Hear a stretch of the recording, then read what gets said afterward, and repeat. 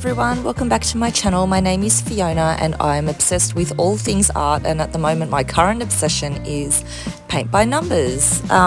Mainly because I am a busy mum and paint by numbers is a way for me to get my creativeness out, but without having to concentrate and think too hard. Like I can literally just switch off and, listen to a favourite audiobook or podcast or just some music, or just sit around with the kids and chat while they play, without having to put too much thought and effort into creating something. And then at the end of it, you do have this beautiful piece of artwork that you have created anyway. So I'm just sharing my process with you. I do start off by ironing just the back of it.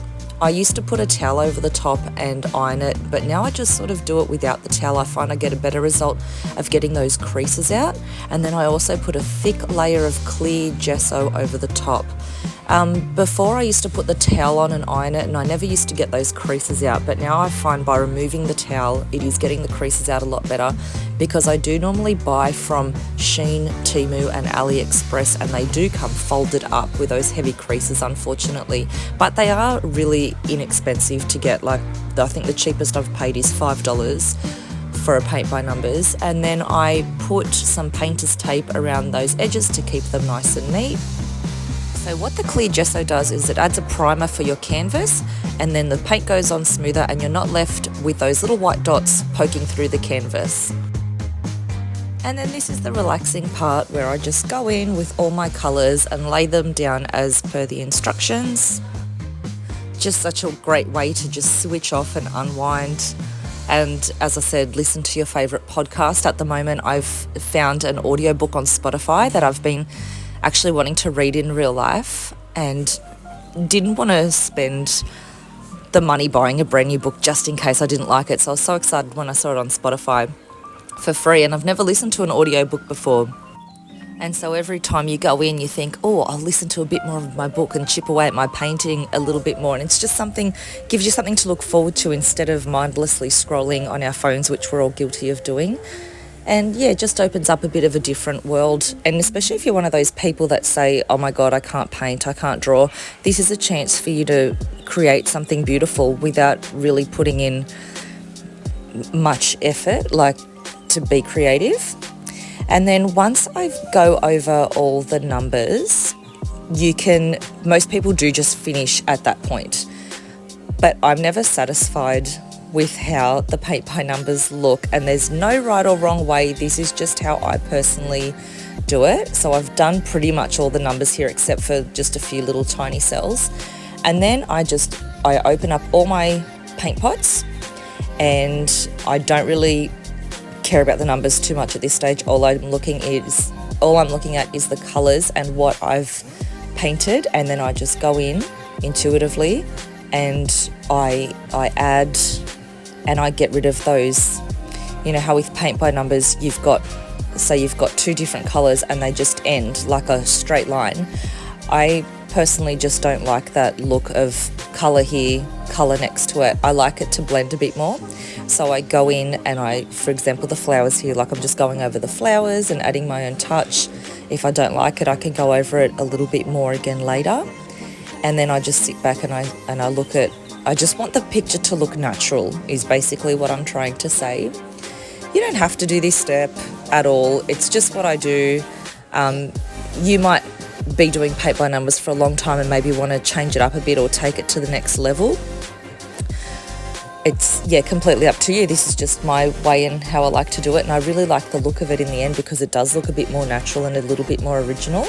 And lately I've been getting into getting a bit more daring and branching out into some shimmer paints, and then I add glitter as well, and I just really try and make it my own. If you would consider doing this style as well, or maybe you already do, I would love to hear from you. I'd love you to leave a comment down below, and I'm also on Instagram if you want to tag me. Love to see your work.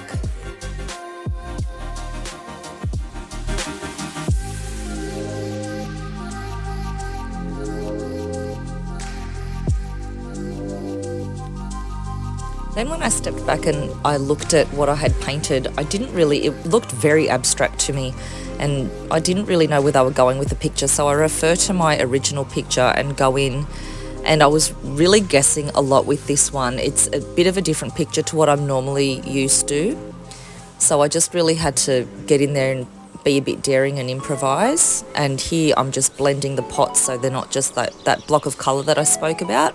I just wanted them to flow and look way more natural.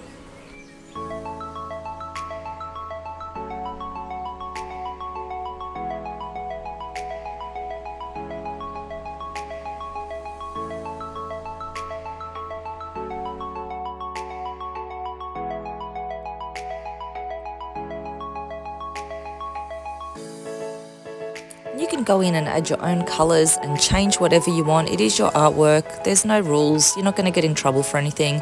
If you don't like something, like I said, you can just go over it a bit more. And it's nice to even add your own highlights, like a bit of white, or add some depth with like those darker colours and some shadows. And I do know of people that use gel pens and all different mediums. Like you can even add little gemstones and beads to your work if you wanted to.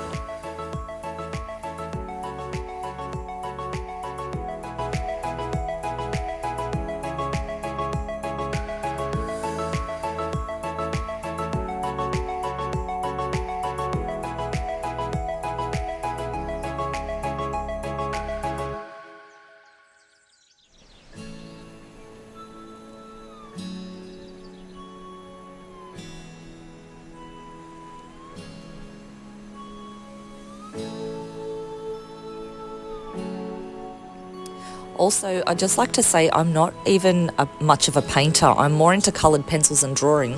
So Paint by Numbers has sort of opened up the painting world to me a bit, and I've grown a lot more confident in painting. But the good thing is with the Paint by Numbers is you don't have to design a picture and guess all the colours. That work's done for you, but then you can just, as the picture develops, you grow more confident with it, and it definitely becomes more of your own.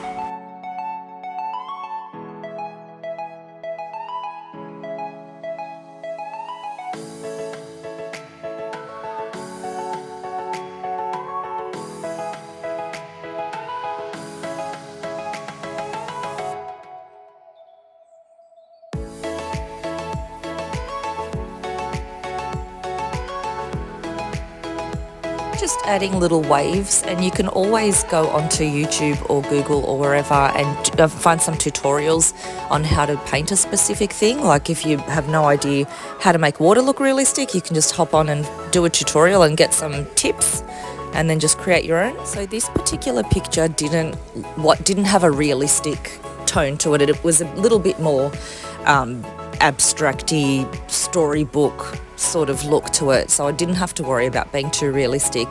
However, I do find the more layers that you put on and different tones does add a bit more depth and make it looks a bit richer. So just, yeah, doing your lights to darks, a few extra layers, just gives it a bit more of a quality look to it. Another thing that I do at the end is I put a layer of clear gloss on the top. It seals it, it protects it, it also makes the colour look a bit richer, and it gives it a bit more of a professional look yet again. Even though I framed them, I still put that gloss on it, and I just find my frames in op shops because you can find them a lot cheaper, and it also makes the picture look richer because you've got that nice timber and glass around it. I have bought cheaper frames from places like Kmart in Australia before, and they look okay, but they are cheaper quality, and it doesn't have glass, it's got like a plastic cover, whereas the ones that I find at the op shop that have got the real glass and the timber just bring the picture up a whole nother level again. So this is the final result of how it turned out, and I added glitter on the water to make it look like it was shimmering in the sunlight. Thank you so much for watching my video. Please consider hitting like and subscribe, and leave me a comment down below if you liked watching or got a bit of inspiration from it. Okay, I'll see you in the next video. Bye for now.